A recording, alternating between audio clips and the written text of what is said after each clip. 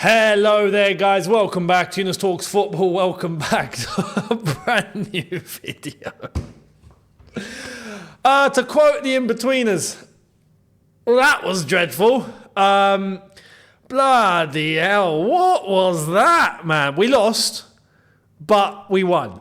Right? We lost, but no. We're through, but at what cost? Yeah. This game was a game where it was fireworks, you could say. Literally. That's where I want to start off with that, actually, because not ever did I expect a Swiss crowd, they're normally very calm people. Yeah, the Swiss are normally very tranquil. Yeah, and tonight they were going raucous in that end with the Jamaican flag. There was one stand with a massive Jamaican flag. I'm like, what the hell has that got? What's that doing there? But it looked like they had a bunch of ultras and they were kicking off. They were 2-1 up, about to be knocked out. They start letting off fireworks from the stand. Not even like the top of the stadium. From the seats, fireworks are kicking off and Cole Palmer gets the ball, sits on it and just enjoys the show like it's bonfire night. I mean, that was a surprise. Yeah, that was a surprise. I think that was the best part of the game, really, because aside from that, oh my goodness, this tonight's Chelsea team haven't shown anything whatsoever to prove a point for a lot of these players to get into the team. Nothing. They had an opportunity to try and prove something tonight, and they've thrown it out of the window. Basically, a lot of these players are throwing it out of the window. We started off. Jorgensen in goal. He's one of them, by the way. He's thrown his opportunity out the window. When you've got Sanchez as your number one goalkeeper, I think there's an opportunity to try and show what you can do. And yeah, Jorgensen's.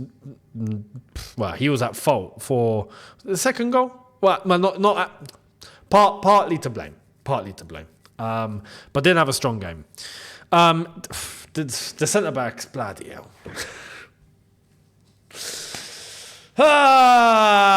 If a defence was ever atrocious, tonight was it.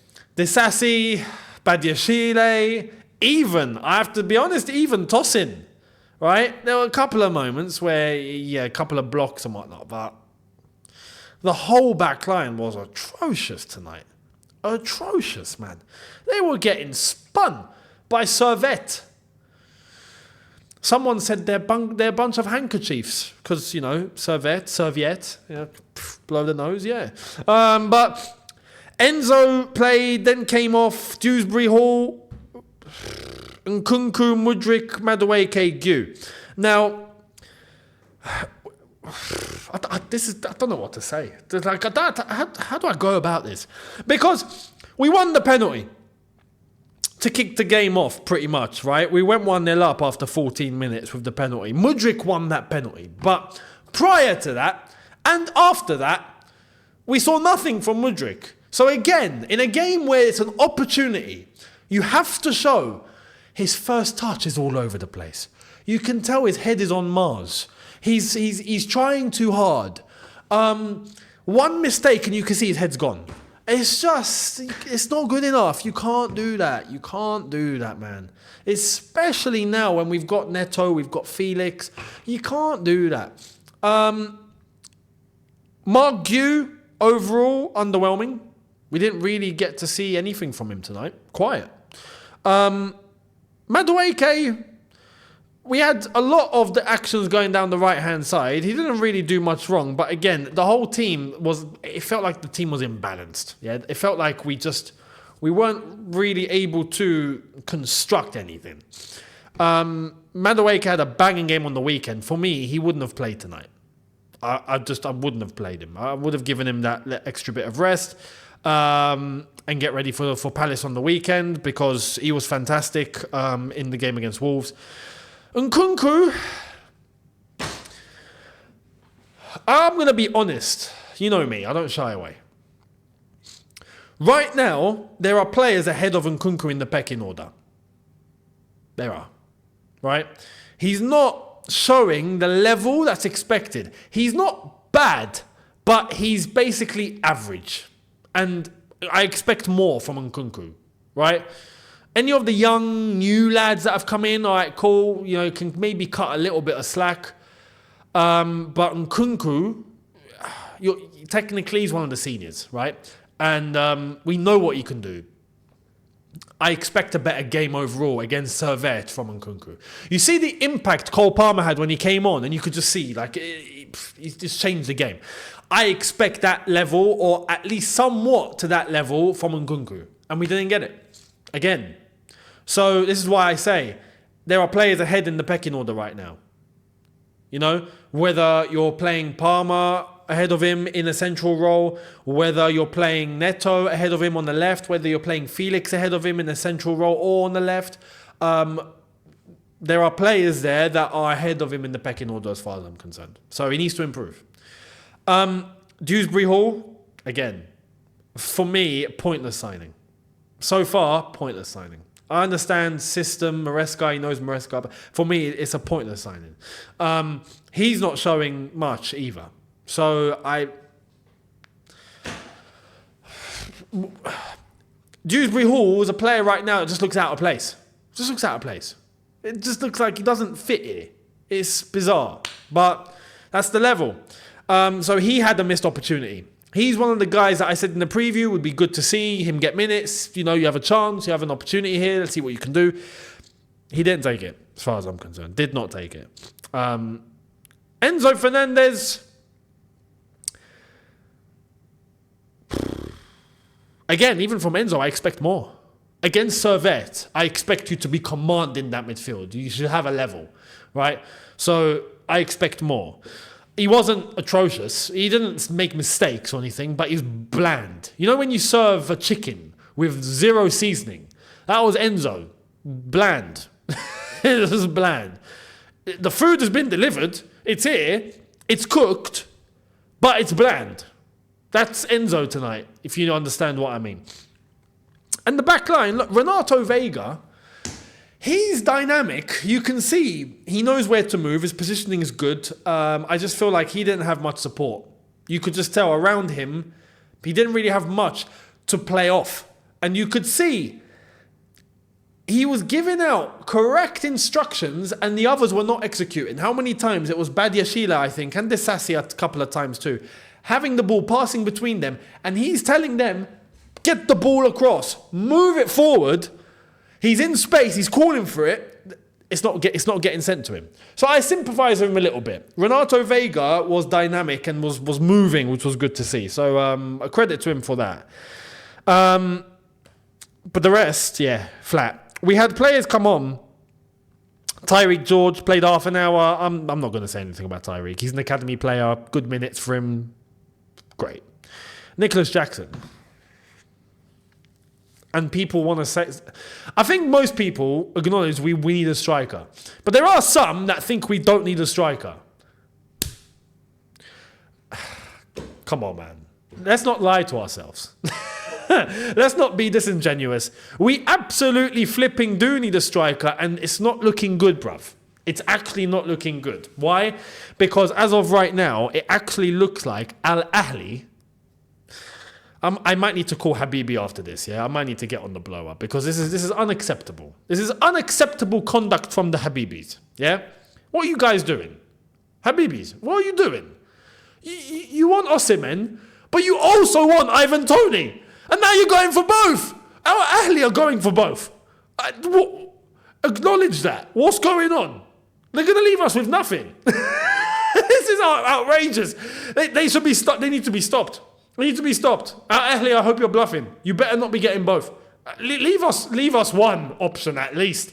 So listen, deadline day tomorrow. But that's Nicholas Jackson come on and just stunk up the place. Yeah, he scored, but guess what? He was offside again.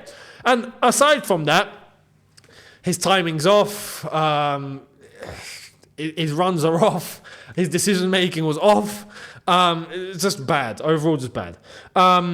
Caicedo, Cole Palmer, we saw come on. They played half an hour. They managed to help up the tempo a little bit. They brought some level of quality that was needed because we were clinging on for dear life. This was unacceptable. Against Servette, this is unacceptable. We're through, but bloody hell, should we be? Should we be? Like, Servette gave it a proper go, and you could say over the course of 2 legs, they probably deserved to go through. They didn't.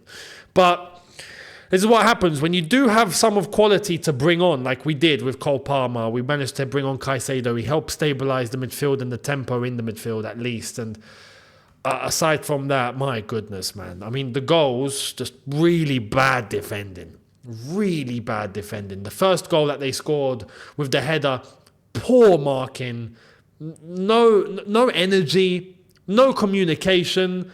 We're meant to... We got the set piece coaching from Brentford. Everyone was saying, we were meant to be better with set pieces and in the air. Well, guess what's happened? We're not. So it's just, really bad defending. And then the second goal that they scored, once again, just really poor organisation, poor shape, not closing down. Just, again, defensive issues that I'm screaming need to be sorted. Now, I'm going to give some benefit of the doubt on this occasion for the fact that this is basically now, I think we can agree and we can acknowledge, this is the second string team now, yeah? Even though there are names here that were playing first team squad football last season, like they were there. Disassi was playing, Badiashile was playing. Enzo and Kunku, Mudryk. There are some names, but overall, this season, with the players we've brought in, we can acknowledge that these players are now the second string, right? We can't defend like that with the main lot. So I'm looking at Fofana, Levi Colwill. How is Chalobah being exiled? How? How is it we're getting these lot playing and Chalobah isn't? It doesn't make any sense. Dewsbury Hall's in the team, but we're letting go of Chukwuemeka? It doesn't add up. So I'm going to give the benefit of the doubt on this occasion, right? Maybe we've disrespected the competition too. Maybe a lot of these guys are just looking and going, it's fine. It's not. Because you're not playing like you got any quality. And our defensive shape was atrocious. Atrocious. Horrible. Poor marking, no energy, no communication. We ain't closing down. We're leaving spaces everywhere. And the goals spoke for themselves. The goals spoke for themselves. And they could have got more.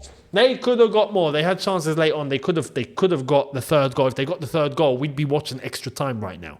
So, not good. Really, really not good. And I hope we can learn from tonight and take all this on board. And I think it's been made clear. And thank goodness we got Neto and Felix in. Thank goodness. If not, I would be in a bit of a pickle. And I look to the next 24 hours. We've got actually less. We've got 23 hours or so, 22 and a half hours approx left of the transfer. No, sorry. We've got 24 hours. I forget I'm not in London. I keep thinking London time. I'm in Dubai. I'm 3 hours ahead of all of you lot in the UK. So the Chelsea game on the weekend is 1:30, not 4:30. Yesterday I said 4:30. It's 4:30 my time here in Dubai. But we've got 24 hours left of the transfer window. I would very much love if we could get a striker, like we've said. I'd love to add another flipping centre-back to that and a goalkeeper if I could, but we're not going to do that. Get us a striker and let's see where we're going to go from here. So a lot of these players, as far as I'm concerned, missed opportunity tonight. And a big missed one. A big opportunity missed. So let me know your thoughts down below. I look forward to seeing the main lot against Palace, and I don't want to see the same mistakes like we saw tonight. Simple as that, because tonight was a shambles. But let me know your thoughts, much appreciated. Do not forget to hit the subscribe button, notification bell on. I will be here tomorrow on deadline day. to give you guys, well, depending on what's going to happen, what I normally do on deadline day, the OGs will know, you'll probably get 2 or 3 videos from me, right? But it depends what's happening, it depends what was kicking off on deadline day. So let's wait and see. I'll be here to keep you guys posted with all my thoughts as the news comes in, and then we will see how the window ends, and I'll give you a video at the end of it to give you the ultimate rundown, and hopefully we've ended up with either Victor Osimhen or Ivan Toney.